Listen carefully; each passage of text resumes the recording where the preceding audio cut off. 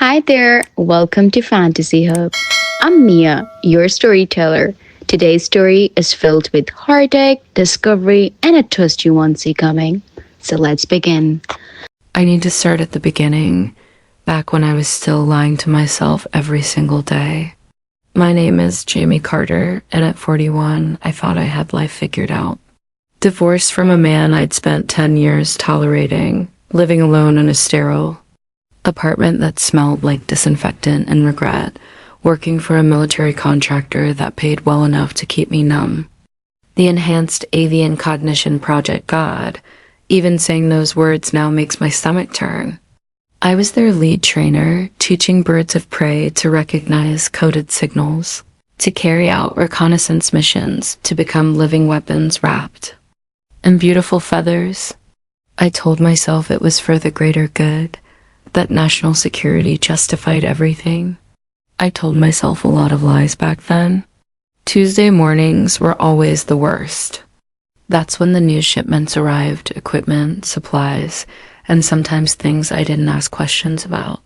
The fluorescent lights in Lab C hummed like angry wasps, casting everything in that sickly green glow that made even the healthiest person look corpse pale. I was reviewing training protocols when I heard the commotion in the supply room. "Ma'am, you can't be in here." Rodriguez, one of the guards, sounded panicked. That's when I saw her for the first time. Alice Morel, though I wouldn't learn her name for another hour. She was standing in our restricted supply closet, holding a box of microchips, the ones destined for surgical implantation in our birds. Skulls like she'd just discovered a nest of venomous snakes. She was nothing like the polished military personnel I was used to dealing with. Wild dark hair escaping from what had probably started as a ponytail. Cargo pants stained with mud, and God knows what else. Boots that had seen serious hiking. But her eyes, Christ, her eyes were like storm clouds, gray-green and absolutely furious. "You're weaponizing them," she said, and her voice cut through the lab's ambient noise like a blade. She wasn't talking to Rodriguez anymore. She was looking directly at me, and something in her gaze made my chest tighten in a way I hadn't felt in years. Before I could process what was happening, Rodriguez had called for backup, and suddenly I was helping to usher this strange, magnificent woman into the supply closet, the door slamming shut behind us. The space was cramped, barely big enough for storage shelves, and certainly not designed for two people.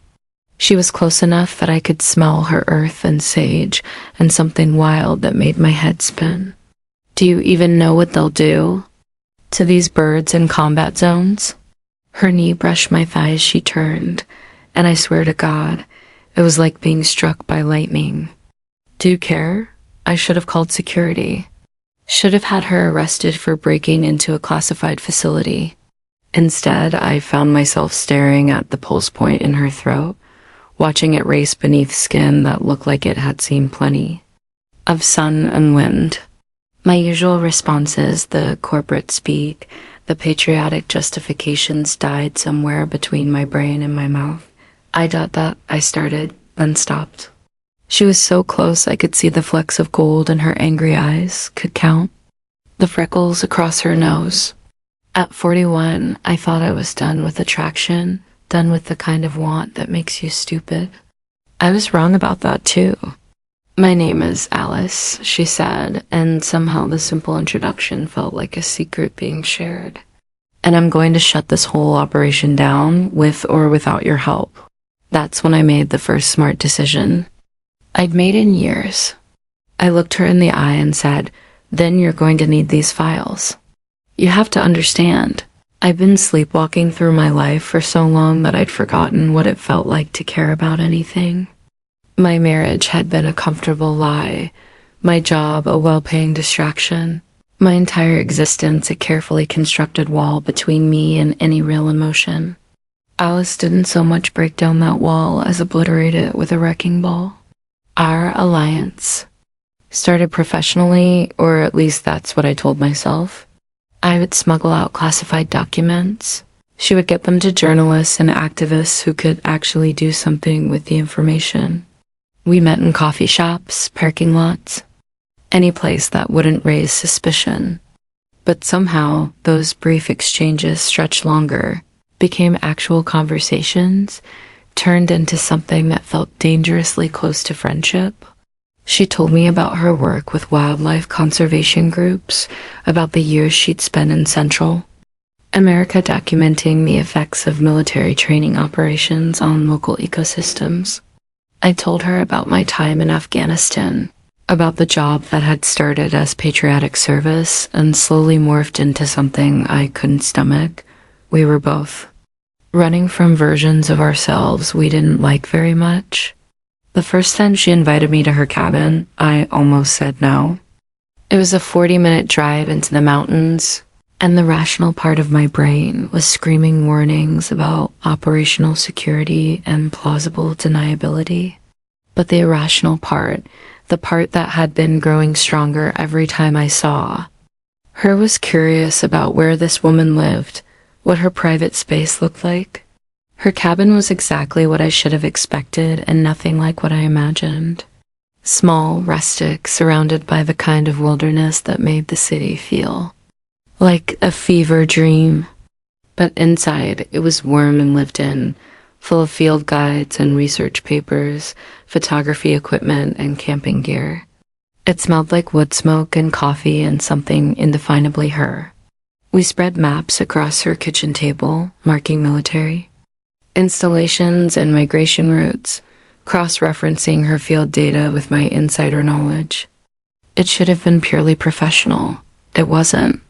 Never thought I'd trust a military contractor, she said around midnight, after we'd shared a bottle of bourbon and too many classified secrets. I laughed, the sound bitter even to my own ears. Ex-contractor, and I never thought I stopped, unsure how to finish that sentence. Never thought I'd what?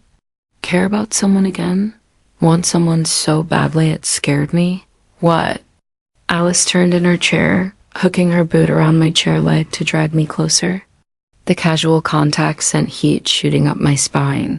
You'd never what? I stared at her for a long moment, taking in the way the lamplight caught in her hair, the challenge in her eyes, the mouth that had been driving me to distraction for weeks. Never thought I'd want to kiss someone who smells like bug spray and moral superiority. The silence that followed felt like standing on the edge of a cliff, waiting to see if I'd jump or fall. Then Alice smiled, not her usual smirk, but something softer and more dangerous, and leaned forward until her lips were barely an inch from mine. Well, she whispered, her breath warm against my mouth. What are you waiting for? When I kissed her, it was like coming back to life after years of being dead. Her lips were chapped from wind and sun, her hands rough from field work, and she tasted like bourbon and rebellion and everything I hadn't known I was missing. I was 41 years old, and I was kissing a woman for the first time in my life, and it felt like the most natural thing in the world. We stayed up until dawn, mapping out our next moves and stealing kisses between conversations about logistics and security protocols. When I finally drove home, the sun rising over the mountains, I felt like I was seeing the world in color for the first time. The night we decided to liberate the birds was unseasonably warm for October. Alice had been tracking the project's expansion. They were planning to move to a new facility with even fewer oversight restrictions, and we both knew it was now or never. The plan was insane, probably illegal, and absolutely necessary. Alice had managed to get her hands on a military-grade radio scrambler from one of her contacts in the environmental activist network. I had access codes and intimate knowledge of the facility's security systems. Most importantly, I had Nero. Nero was a peregrine falcon, the star of our program and my personal responsibility for the past 2 years. He was brilliant, deadly, and had been scheduled for chip implantation the following Monday. The thought of cutting into his skull, of turning him into a remote-controlled weapon, made me physically sick. He trusted me, and I'd been preparing to betray that trust for a paycheck. The facility was quieter at night, but not empty. I timed the shift changes, mapped the camera blind spots, identified every variable I could think of. What I hadn't accounted for was how it would feel to walk through those sterile corridors knowing I was about to torch my entire life.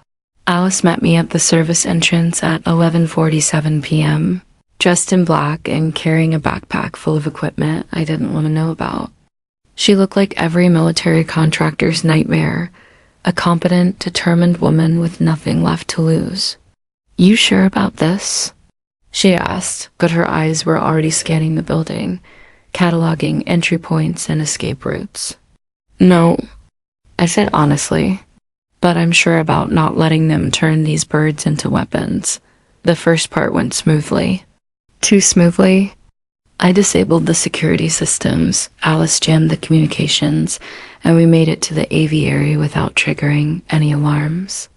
The birds were restless, they always were at night, but when I approached Nero's cage, he mantled his wings in recognition rather than alarm. "It's okay, boy," I whispered, opening his cage with hands that shook only slightly. "We're getting you out of here." That's when everything went sideways. Motion sensors we hadn't known about, backup systems that kicked in the moment the primary. Security went down, and suddenly the facility was bathed in flashing red light and the ear-splitting wail of alarms. "Move!" Alice shouted over the noise, but I was already moving, releasing cage after cage, watching as hawks and eagles and falcons burst into the night air like they'd been shot from cannons. Nero stayed with me, perched on my glove, even as chaos erupted around us. He was trained for this kind of situation, but instead of following his combat protocols, he seemed to understand that tonight the rules had changed. Security forces converged on our position from 3 directions. Alice's scrambler was working overtime, but radio static wasn't going to stop armed guards. That's when Nero proved that 2 years of military training could be turned against its creators. He launched himself at the power junction box, his talons severing the main electrical feed with surgical precision. The facility plunged into darkness, emergency lighting casting everything in hellish red shadows. "This way!" Alice grabbed my hand, and we ran through corridors I knew by heart, past labs where I'd spent years perfecting techniques that now made me sick to think about. We made it to the vehicle staging area before the backup generators kicked in. Alice's Jeep was parked behind a maintenance shed, engine running, because she'd planned for everything. As we threw ourselves into the seats and peeled out into the night, I looked back to see dozens of birds circling the facility like they were staging their own victory celebration. We drove for 2 hours in relative silence, adrenaline slowly giving way to the realization of what we'd just done. Alice knew about an abandoned ranger station deep in the national forest, a place where we could lay low until we figured out our next move. The station was exactly what it sounded like, a small wooden building that had been empty for years, furnished with the bare essentials and not much else. But it had a roof, walls, and most importantly, it was miles from anywhere the military might think to look. Alice built a fire while I tried to process what had just happened. I'd thrown away my career, probably made myself a fugitive, definitely burned every bridge I had with my old life. And somehow I felt lighter than I had in years. "Jamie." Alice's voice was different now, softer but more intense. She was sitting on the floor in front of the fire, and the light was painting her skin gold and copper. "Tell me you want this." I knew she wasn't talking about the mission anymore. The air between us was charged with something that had been building for months, something that had exploded into the open the moment we became criminals together. My breath came in ragged bursts. I was 41 years old. I'd survived mortar attacks in Afghanistan, navigated military bureaucracy, endured a decade-long marriage to a man whose touch had made my skin crawl. But this Alice's calloused, palms sliding under my shirt, the one I buried so deep I'd forgotten it existed, this terrified me more than anything I'd ever faced. I don't know what I'm doing, I admitted, and my voice sounded shaky even to my own ears. Alice smiled against my throat, her lips finding the pulse point that had been racing since she'd first touched me. Good, neither do I. She was lying. Of course, Alice knew exactly what she was doing when she kissed her way down my neck, when her fingers found the buttons of my shirt, when she looked up at me with those storm cloud eyes and asked permission with every touch. But I appreciated the light, appreciated her pretending that this was new for both of us. Making love with Alice wasn't like anything I'd experienced with my ex-husband. It wasn't perfunctory or rushed or something to be endured. It was exploration and discovery, patience and passion, the slow revelation that my body was capable of responses I'd never imagined. When she touched me, really touched me, I understood for the first time why people wrote poetry about desire, why songs were composed about longing. Every nerve ending came alive under her hands, and I heard myself making sounds I didn't know I could make. Afterward, we lay tangled together on the ranger station's narrow bed, my head on her shoulder, her fingers tracing lazy patterns on my back. Outside, I could hear Nero's distinctive call echoing through the trees. He'd followed us, apparently deciding that his loyalty was to me rather than to the military that had created him. What happens now? I asked, though I was afraid of the answer. Alice was quiet for a long moment, her fingers stilling against my skin. Now we disappear for a while. Let the heat die down. Start over somewhere new. Together? The word slipped out before I could stop it, vulnerable and hopeful in the darkness. She turned her head to look at me, her expression serious. If that's what you want. I thought about my empty apartment, my non-existent social life, the job. That had been slowly killing my soul. Then I thought about Alice's cabin, about midnight conversations over classified documents, about the way she looked at me like I was someone worth saving. Yeah, I said, and it was the easiest answer I'd ever given. That's what I want. Disappearing, it turns out, is easier than you might think when you have a former military contractor's knowledge of false identities and a wildlife activist network of off-the-grid contacts. We spent 6 months moving from place to place, friend's cabin in Montana, a commune in Oregon, a house-sitting gig in New Mexico, while the investigation into the Enhanced Avian Cognition Project played out in the media. Alice had been right about the journalists. The story exploded across every major news outlet within a week of our escape. Military officials scrambled to explain why they'd been experimenting on protected species. Environmental groups called for investigations, and several congresspeople demanded hearings. The project was quietly shelved, its funding redirected to more conventional defense initiatives. We followed the coverage from wherever we happened to be staying, watching our old lives dissolve in real time. It should have been frightening, but instead, it felt like watching someone else's story unfold. The woman who had spent 2 years training birds for combat felt like a stranger to me now. Nero stayed with us through all of it, adapting to freedom with the kind of grace that made me think he'd always known this day would come. He'd disappear for hours at a time, hunting in the wild, but he always came back to wherever we'd made. Camp. Alice said it was because he'd bonded with me, but I thought it might be something simpler. He was happy, and he associated that happiness with being near us. It was Alice who suggested we look for permanent property somewhere remote, somewhere we could build something lasting. She'd been researching wildlife rehabilitation laws, learning about the permits and certifications we'd need to establish a legitimate sanctuary. I'd been researching agricultural grants and sustainable building practices, surprised to discover that I had opinions about solar panel efficiency and rainwater collection systems. We found the land in northern Idaho, 40 acres of forest and meadow bordered by national forest on two sides. The previous owner had been a survivalist who'd built a small cabin and then discovered he preferred conspiracy theories to actual wilderness living. It was perfect for our purposes, isolated enough for privacy, large enough to accommodate flight enclosures, and cheap enough that we could afford it with our combined savings. The first time we walked the property together, planning where to build the aviaries and which areas to preserve as natural habitat, I felt something settle into place in my chest.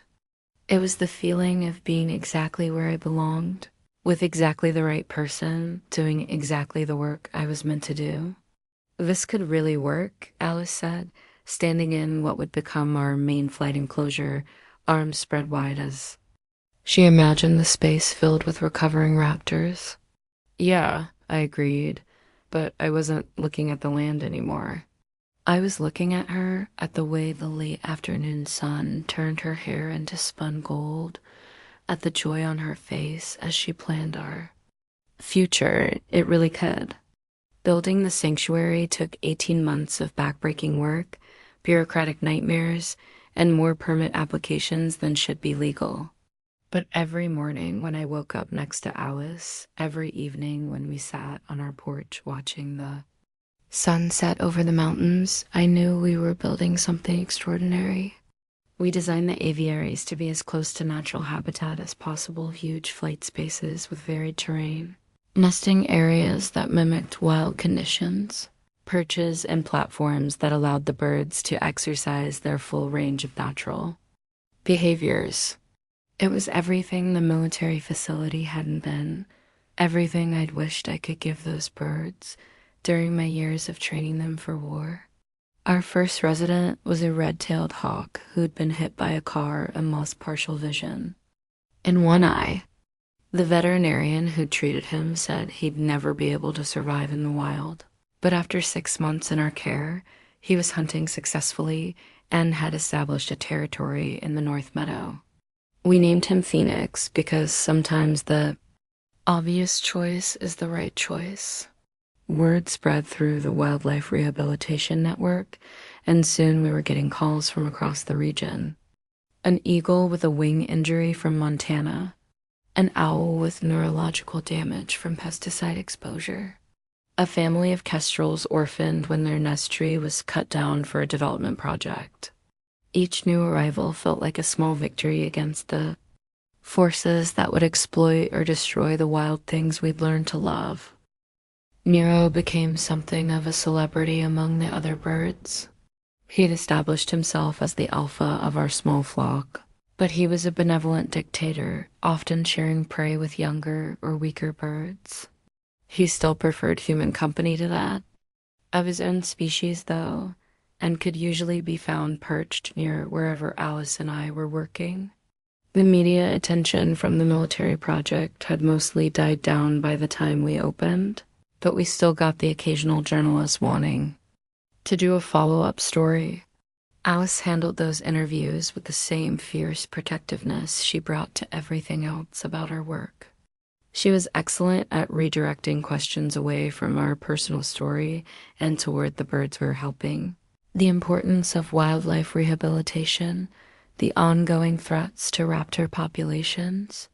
I preferred to stay in the background during those interviews, partly because I was still technically a person of interest in an ongoing federal investigation, but mostly because Alice was better at talking to strangers than I was. I'd spent so many years in structured military environments that civilian conversations still felt foreign sometimes. But at night, when the reporters had gone home and the birds were settled in their enclosures, Alice and I would sit by our fire and talk about everything and nothing. She'd tell me about the juvenile osprey she was training to fish, and I'd describe the flight patterns I'd observed in our recovering peregrine. We'd plan expansions to the facility, discuss research collaborations. With universities, dream about the day when we'd have enough space and resources to handle any bird that needed our help. 1 year after we'd opened the sanctuary to the public, Alice started acting strange. Not bad strange, but secretive strange, like she was planning something and trying very hard not to give it away. She'd disappear for hours at a time, claiming she was doing supply runs or meeting with potential donors, but she'd come back with a distracted look that suggested her mind was elsewhere. I might have been worried if not for the fact that she seemed happy. More than happy, she seemed excited about something, like a kid with a secret she was bursting to share. When I asked her about it directly, she'd just smile and change the subject or distract me with kisses that made it impossible to think about anything else. The mystery resolved itself on a Thursday morning in early spring. I was in the main aviary feeding Phoenix when Alice appeared beside me, moving with the kind of studied casualness that immediately put me on alert. "Jamie," she said, and there was something in her voice that made me turn to look at her fully. She was holding something in her hand, a small wooden box that looked handmade, carved with intricate patterns that reminded me of feathers. Her eyes were bright with unshed tears, and she was smiling the kind of smile that transforms a person's entire face. "Marry me," she said, and it wasn't a question. I stared at her for what felt like a long time, but was probably only a few seconds. We talked about marriage in abstract terms, the way long-term couples do when they're feeling secure about their future. But we'd also talked about how neither of us was particularly traditional, how the legal aspects mattered less than the emotional reality of our commitment to each other.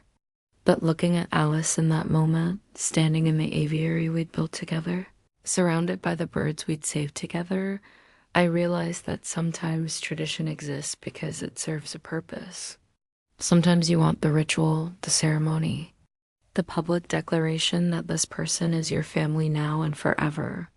"Took you long enough, Carter," I said, because making Alice wait for an answer seemed like cruel and unusual punishment.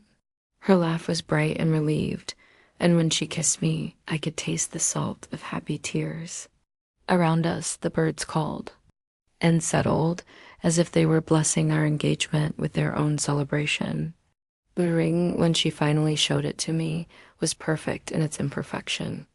A simple silver band set with a stone that wasn't quite a diamond, but caught the light in interesting ways. Alice had had it made by a jeweler in town who specialized in recycled metals and ethically sourced stones.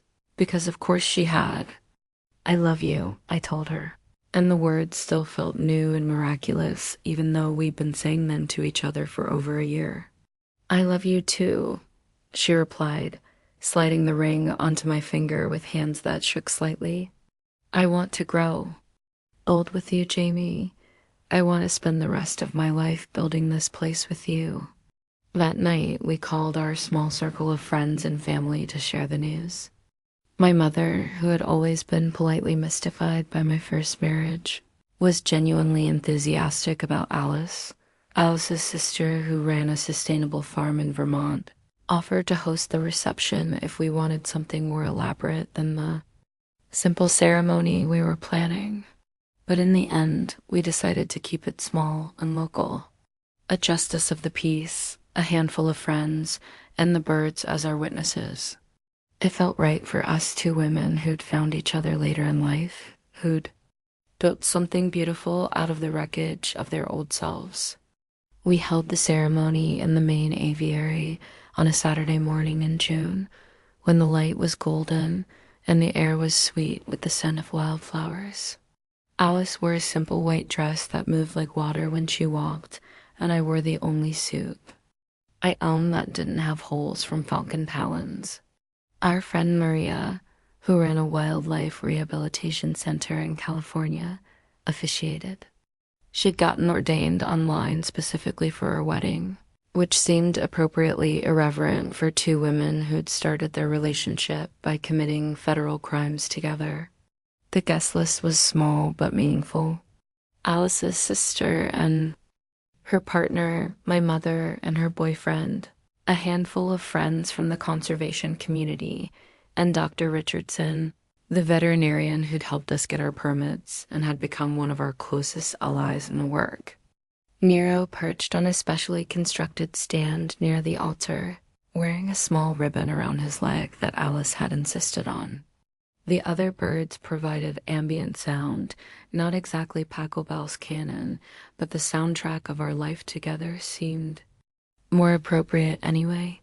When Maria asked if we had vows to share, Alice went first. She spoke about finding me at a time when she'd given up on love, about learning that the right person can make you want to be brave in ways you'd never imagined. She talked about the birds we'd saved and the life we'd built, about looking forward to decades of sunrise coffee and midnight conversations and the particular kind of happiness that comes from work that feeds your soul. My vows were shorter and probably less poetic, but they came from the same place of gratitude and wonder. I talked about waking up every morning grateful to be alive, about discovering at 41 that it was possible to start over completely and end up somewhere better than you'd ever dreamed.